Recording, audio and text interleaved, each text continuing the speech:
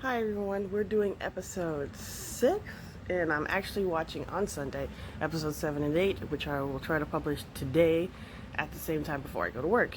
So let's begin.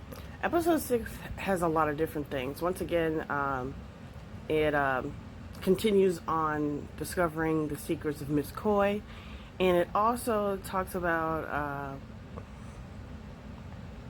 we get to see who the moons are. So, Kantan and Sangtan, they move in.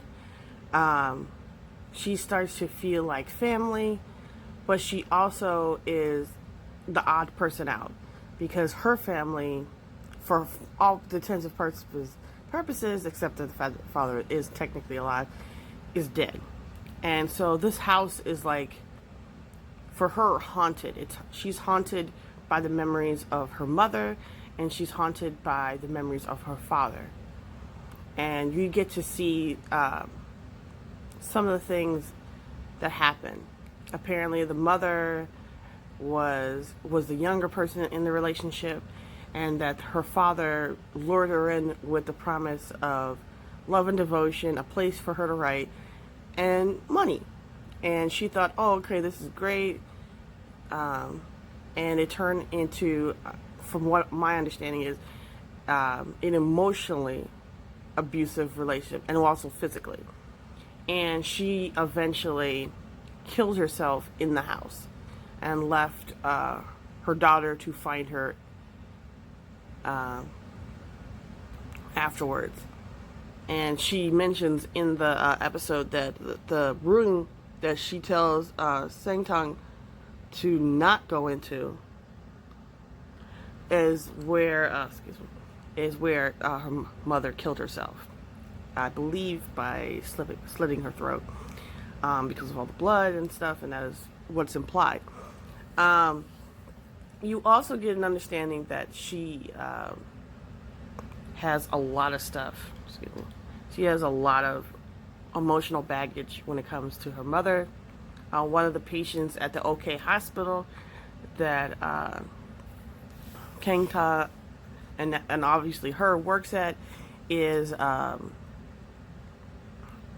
has not resolved her issues with her daughter dying, and so now she comes and follows Miss Coy, which Miss Coy, because obviously she's never gotten over the fact that her mother died at one point, on one level, believes her and says that it's mother, but at the same time she's also not understanding they have a blow up, and it's one of those things where you obviously can tell that there's a lot of PTSD. Well, this is Counselor Jackie, or Counselor Foxy, putting her hat on. This clearly is PTSD, and moreover, antisocial behavior. But I'm not trying to throw out mental illnesses or mental disorders out there for anybody. Obviously, we're gonna do a video about some of these, and I'm actually gonna look up my book and put my thinking cap on and try to diagnose these characters, and also talk about autism, because there's a lot of things that people don't understand about autism, and a lot of things that people think they do because they watch TV. And TV does not tell you everything.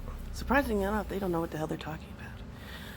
It's like they don't read, and they just throw some crap onto the floor and say, yeah, that's it. Although I would say this program obviously looked like they actually, either looked it up or had like an actual advisor. So it'll be interesting when I look up the writer, because I'll do that, and see maybe the writer worked in that field. Anyway, you get all the other characters eventually coming up to the house to see what's going on, kind of say, hey, you guys need to move out, this is crazy. Her editor basically saying, I don't feel comfortable with Songtae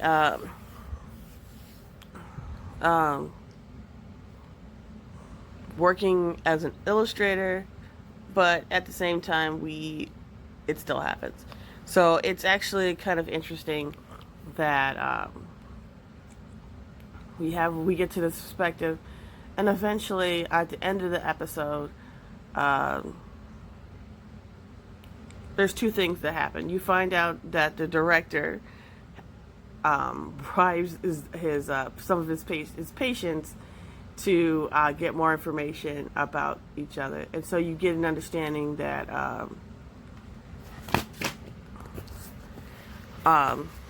Ms. Koi's father is also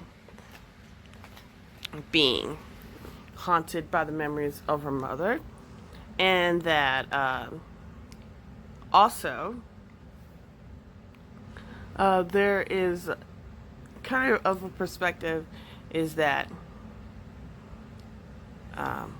he has more sense than he's letting on, which if they all, in my perspective, and this is my perspective, if I was the director, I would sit both of them down and try to have a family counseling session, because from my perspective, even though he has dementia, he got a lot more common sense than we're letting on, and she understands that, and that's why she hates him, because he's playing everybody to the left, and also he's abusive, obviously.